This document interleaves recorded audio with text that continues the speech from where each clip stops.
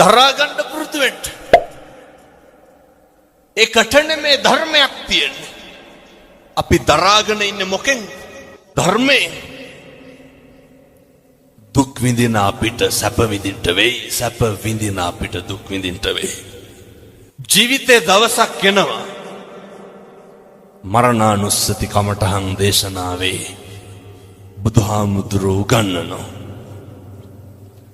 ඔය මේ ඉඳගෙන ඉන්න විදිහට නෙමෙයි සමහර විට හෙට ඉන්න වෙන්නේ. ඒ හින්දා දරා ගන්න පුරුදු වෙන්න. අර මතකද දැන් අවුරුදු 2ක් විතර ඇති දක්ෂ ව්‍යාපාරිකයෙක් තාත්තා කෙනෙක් කෝටි ගාණක බිස්නස් එකකට එළියට බැස්සා. බහිනකොට ගෙදර හිටපු පොඩි එකා ගල් කැටයක් අරගෙන කාර් එකේ අතුල්ලනවා. තාත්තා ඩිකිය ඇරලා ඩිකියට දැම්මේ බ්‍රීෆ් කේස් එක. ඩිකිය තිබ්බා වීල් බ්‍රෂ් එක. පොඩි එකා ගල් කැටෙන් අතුල්ලනවා කාර් එක. කේන්තිය කොච්චර ආවද කියනවනම් අර වීල් බ්‍රෂ් එක අරගෙන කොල්ලට ගැහුවා. දමලා ගැහුවා. පොඩි එකා කරන සමහරක් දේවල් දිහා බලලා සතුටු වෙලා නැද්ද තාත්තලා? එහෙමනේ. ප්‍රතිරූප ගොඩ නගන්න එපා. මේ වචනේ නම් කියන්න පුළුවන් පැය 4ක් විතර. මේවා හරි මධ්‍යස්ථ වෙන්න. දුකක් ඇති වෙනවා නම් පින්නතුනේ, ප්‍රශ්නයක් ඇති වෙනවා නම් මැදිහත් නොවීමේ නිසා නෙමෙයිද? අර පොඩි එකා මොකක්ද අර කාර් එකේ ඇඳලා තිබ්බේ? කොල්ල ගල් කැටයක් අරගෙන කාර් එකේ ලියලා තිබ්බා. මම මගේ තාත්තට ගොඩක් ආදරෙයි කියලා. පුරුදු වෙන්න ඉවසන්න. තප්පර 30ක් ඉවසලා බෙල්ල හරවලා බැලුවට නම් ගහයිද ගල් කැටේ වීල් බ්‍රෂ් එකේ? මම මගේ තාත්තට ආදරෙයි කියලා ලියලා තිබ්බේ. ජීවිතේ ඉවසලා බැරිම තැනක් එනවනේ. ඔතන දිවසන්ට මේක හෙට ඉඳන් ප්‍රගුණ කරන්න. මේවා ප්‍රගුණ කරන්න කල් දාන්න එපා. ගෙදර ඉන්නකොට ස්වාමියාට බණින්න කලින්, බිරිඳට බණින්න කලින්, දරුවන්ට බණින්න කලින් දෙපාරක් හිතන්න. මම පල්ලේ කැලේ බණකට වැඩියා බන්ධනාගාරේ. අවුරුදු 22ක විතර තරුණයෙක්. අඬලා වැඳලා කිව්වා, හාමුදුරුවනේ එළියට ගිහිල්ලා මේක කියන්න. කියන්නලු කවදාවත් අනුන් හින්දා. අපි කාට හරි ගැහුවොත් අනුන්ට ගහන්නේ නේ. විඳවන්නේ කවුද? අපි. පුරුදු වෙන්නලු එක විනාඩියක් ඉවසන්න. බන්ධනාගාර අධිකාරිවරයෙක් ලිපියක් ලියනවා. මරණ දඬුවමට උරුමකම් කියන හිරකාරයෝ 100ක් අරගෙන අහන්න හේතුව විදිහට මොකක්ද කියන්නේ? මහත්තයෝ එක විනාඩියක් ඉවසපු නැති එක. එක විනාඩියක් ඉවසුවා නම් මොකද වෙන්නේ?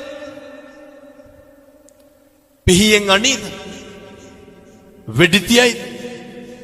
බෙල්ල කපයිද? නැහැ. අම්මේ තාත්තේ පුරුදු වෙන්න. මේකක්වත් අපිට ඕන විදිහට වෙන්නේ නැහැ. බුදුවරු කොහොමද පැහැදිලි කරේ? අචින්තිතම්පි භවති චින්තිතම්පි විනස්සති. මේ ලෝකේ කවදාවත් හිතන දේ වෙන්නේ නැහැ. වෙන දේ හිතා ගන්නත් බෑ. එහෙම නෙමෙයිද? ඕක අපි දන්නවනේ. මොකක්ද අපි කියලා මේ ලෝකෙ වෙන්නේ? මේක හැම එකක්ම වෙනස් වෙනවා. නැද්ද? මොකක්ද වෙනස් වෙන්නේ නැත්තේ? දරුවෝ වෙනස් වෙනවා. කියනවා නේද? බැඳ ගමන් පවුල් දෙදරනවා කියලා. එක මේකේ හැටි. මේ ලෝකේ හැම එකක්ම වෙනස් වෙනවා නම් අපි නඩත්තු කරන අපේ ළඟම තියෙන වස්තුව මොකක්ද? අපේ ඇඟ, අපේ ශරීරය නේ. මේ කෙස් ටික වෙනස් වෙන්නේ නැද්ද? මම මේ කියන්නේ බාහිරයේ පැත්තකින් තියලා අපිට ඕන විදිහට ඕක තියාගන්න පුළුවන්. කවුද අර ඇමරිකාවේ පොප් ගායකයා අවුරුදු 100කට විතර වැඩියෙන් ඉඳ හිටියේ? Michael Jackson. මොනවාද ජැක්සන්ට තිබ්බ අඩුපාඩු? අපිට දැන් මොකක් හරි වුණොත් හික් අඩුවටනේ උපරිම යන්න තියෙන්නේ. අය මොකද නව ලෝකෙට යන්නේ? ඔය තියෙන එක දාගෙන යනවා. මයිකල් ජැක්සන්ට මොනවාද නොතිබ්බේ? ඇඟේ හැම කොටසක්ම ගබඩා කරලා තිබ්බනේ. දක්ෂ පක්ෂකම් තියෙන වෛද්‍යවරු 24 පැය සූදානම්ෙන් හිටියා. මරුනේ නැත්? අපි ගැන කවර කතාවද? කොරෝනා තිබ්බනේ නේ. මහරජා මරුනේ නැත්? මොකද සල්ලි නැතුවද? මංගල සමරවීර මහත්තයා දඩබ්බර සල්ලිකාරයෝ මරුනේ නැත්? ගම්වල අපිට තිබ්බේ දෙතුන් පාර හොදපු මාස්ක් එක විතරයි. කම්මං දල්හං කින්ති කරෝමි. කර්මය දැඩි වුණාම හැම එකක්ම මේක වෙනස් වෙනවා. මතක තියාගන්න. තල්ල කඩි කාලා මිනිස්සු මැරෙනවා, නයි කාලා බේරෙනවා. එහෙමයි. අපේ කියලා අපි තියාගෙන හිටපු අපේ මේ ශරීරය මේකේ දවසක් එනවා. අර බුදුහාමුදුරුවෝ ගන්නන්නේ මගේ නිකන් ටැග් ලයින් එක වගේ තියෙන්නේ අත්තාහි අත්තනෝ නැත්ති. හරි සනාතනයි. අපේ අතින් අපිට වතුර ටිකක් බොන්න බැරි දවසක් එනවා. එහෙම නෙමෙයිද? මොනවාද වෙනස් වෙන්නේ නැත්තේ? දරුවෝ වෙනස් වෙනවා. බිරිඳ වෙනස් වෙනවා. පෙම්වතා වෙනස් වෙනවා. බාහිර ලෝකයේ කවර කතාද මමත් වෙනස් වෙනකොට. ඒ හින්දා කිසිම දෙයක් ගැන අධිතක්සේරුවෙන් ඉන්න එපා.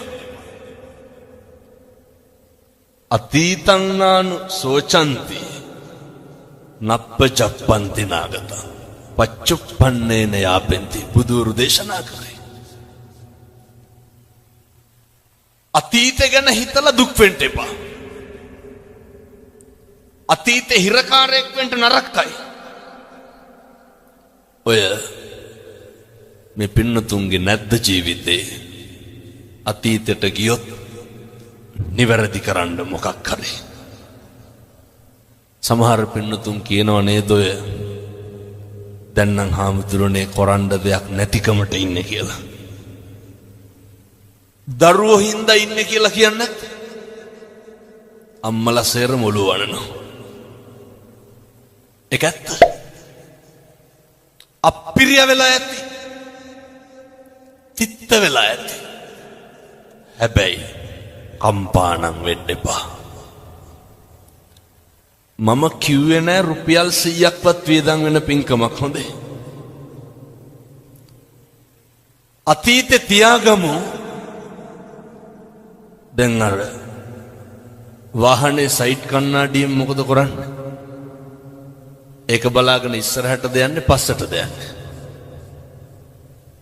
ඉස්සරහ බැලන්ස් කරන්නේ මොකෙන්ද? සයිඩ් කණ්ණාඩිය බලලා තමයි ඉස්සර කරන්නේ. අතීතේ බලමු වැරදි හදාගන්න. දැන් මේ මේසේ තියනවා මෙතන. ඇන ටිකක් අරගෙන ගහගෙන යනවා. මට ඕනේ මේ මේසෙට ඇන ගහන කඩතුළු කරන එක. ඇන ගහනකොට මොකද වෙන්නේ? කඩතුළු වෙනවා.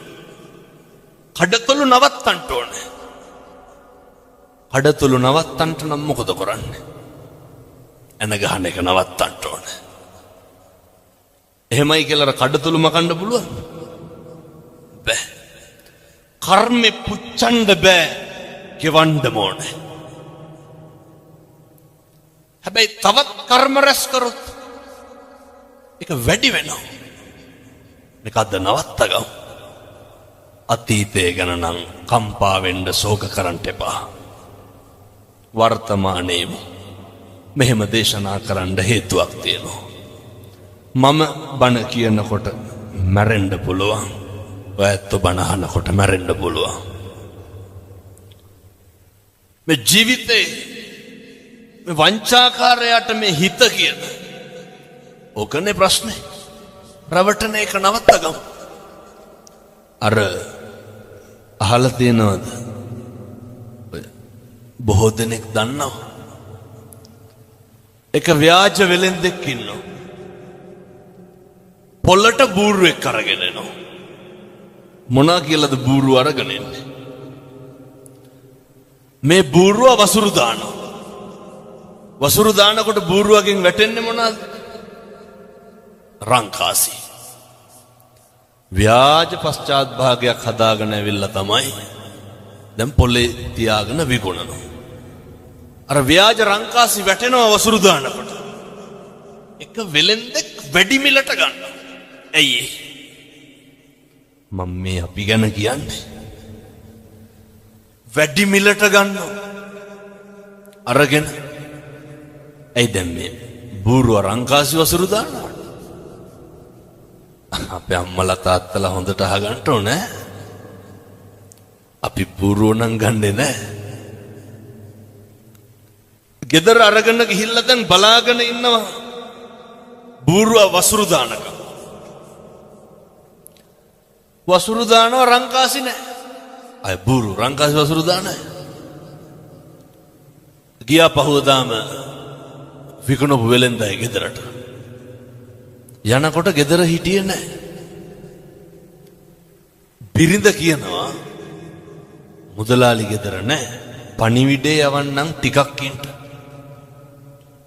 එහෙම කියලා ගෙදර හිටපු බල්ලට ගැහුවා. ගහලා කිව්වා මහත්තයා කරගෙන වරෙන් කියලා. බල්ලා ගහනකොට දුවනවනේ බල්ලෝ. ඉතින් හොරතල්ල නෑ. ඒ විදිහෙම බල්ලෙක් එක්ක අර ව්‍යාජ වෙලෙන්ද ආවා. ඇවිල්ලා දැන් අර බූරුව සල්ලි වල ගත්ත මනුස්සයට පුදුමේ මොකක්ද? මේ පණිවිඩ කියන බල්ලෝ ඉන්නවා. දැන් අර යකාට බූරුව අමතක වුණා. දැන් මොකේටද පොරකන්නේ? අපිමයි. දැන් පොරකනවා බල්ලා ගන්න. හැරිලා බැලුවොත් නරකද අතීතේ? එකපාරක් මදිද රැවටුණා. මේ හිත කියන වංචාකාරයා බල්ල සල්ලි වලට අරගෙන යනවා ගෙදර.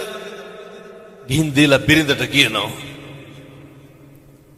මං ඒ කියන විදිහටම කියන්නද? තමුසෙ එන්න ඕනේ මං හොයන්න. බල්ලට ගහලා පණිවිඩේ කියනවා. බිරිඳ පහුවදා මොකද කරේ? ඌමනාවකට බල්ලට ගහලා පණිවිඩ. බල්ලු පණිවිඩ කියනවා.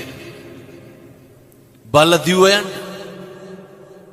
දැන් පහදන්න බෑ. පහෝදා 25ක් 30ක් විතර ආවා. ගෙදර ගියා මුදලාලි. ඒත් අර ව්‍යාජ වෙලෙන්ද ගෙදර නැහැ. ඊට පස්සේ ටිකකින් ආවා. ආපු ගමන් ව්‍යාජ වෙලෙන්ද බිරිඳගෙන් අහනවා. ඇයි මේ මිනිස්සුන්ට සංග්‍රහ කරේ නැත්තේ? අර මිනිස්සු ආවේ දැන් වෙලෙන්ද උස්සගෙන යන මරන්න.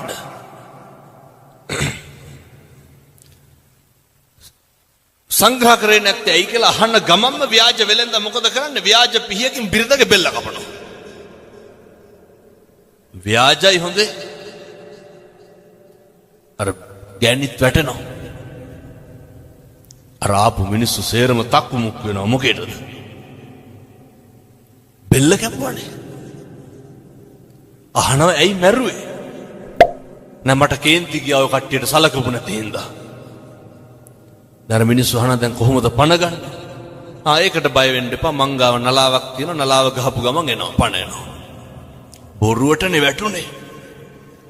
දෙපාරයි නලාව පිම්බි අර ගෑනු කෙනා නැගිට්ටා. දැන් ආපු සේරම පොර කනවා මොකේද? නලාව සල්ලි වලට ගන්න. පොර කාලා අරගෙන ගියා. ඔය අපේ තාත්තලාටත් හිතිලා නැද්ද එහෙම? කොච්චර කියලාද මේ අම්මලාට තෝ මරනවා කියලා. මේ පැතිවල එහෙම කියන්නේ නැතුව ඇති. මං කියන්නේ අනිත් පැතිවල ටිකක් තඩි ඔට්ටු තට්ටු වෙනවා වැඩි ගෙවල් වල. තාත්තලා කොච්චර කුණු හරපෙන් බැලලා ඇද්දනේ.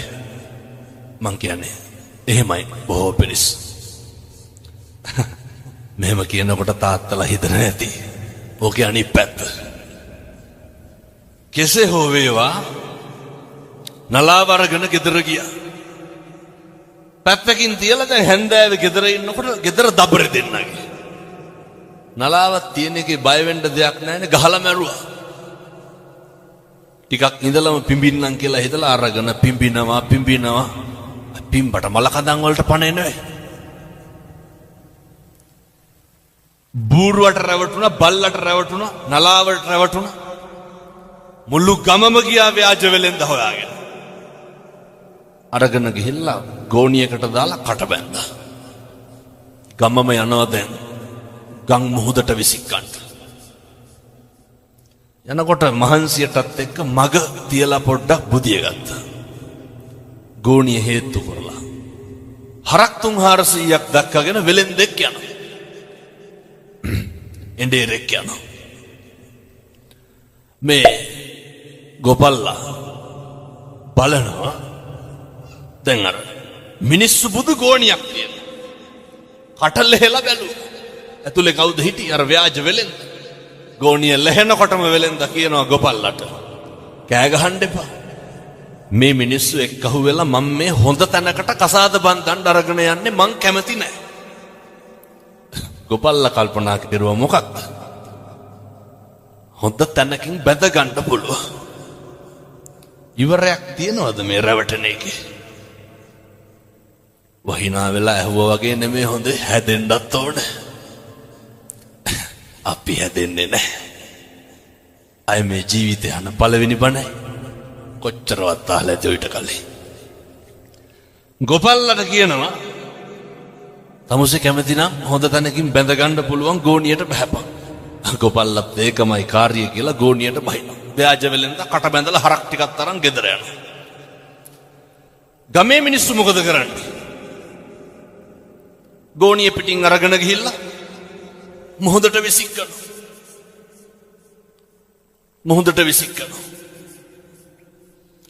මුහුදට විසිකලා පහු ගමට එනකොට මෙන්න අර ව්‍යාජ වෙලෙන්ද ඉන්නව හරක් 300ක් එක ගෙදර. ගමේ මිනිස්සුන්ට පුදුමේ. ගමේ මිනිස්සු අහනවා දැන් මුහුදට දාලා අපි කොහොමද දැන් මේ ගෙදර ඉන්නේ? ව්‍යාජ වෙලෙන්ද කට උල් කරලා කියනවා ඔයාලා මාව මුහුදට විසික්කා. මේ ශ්‍රියාකාන්තාව වැඩියා. මං වඩා ගත්තා. හරක් 300ක් එක ගොඩින් තිබ්බා. දැන් ගමේ උන් පොර කනවා මොකේද? ශ්‍රියාකාන්තාවගෙන් හරක් ගන්න. අහනවා ව්‍යාජ වෙලෙන්දගෙන් අපිටත් බැරිද අරන් ගන්න. ලැජ්ජ නැති හැටි. වෙලෙන්ද මොකද කියන්නේ? පුළුවන්. මුළු ගමම බස්සනවා ගෝණි වලට. කට බැඳලා ගිහිල්ලා මොහොතට දානවා. ඉතුරුනේ කවුද? ව්‍යාජ වෙලෙන්ද විතරයි. කවුද මේ ව්‍යාජ වෙලෙන්ද? මේ අපේ විඥානේ. ඒක පවතිනවා දිගටම හොඳයි. මේක හැම තැනටම යනවා. අඩු වැඩි වශයෙන් අපි මොකද කරන්නේ? විනාශ වෙන කම්ම රැවට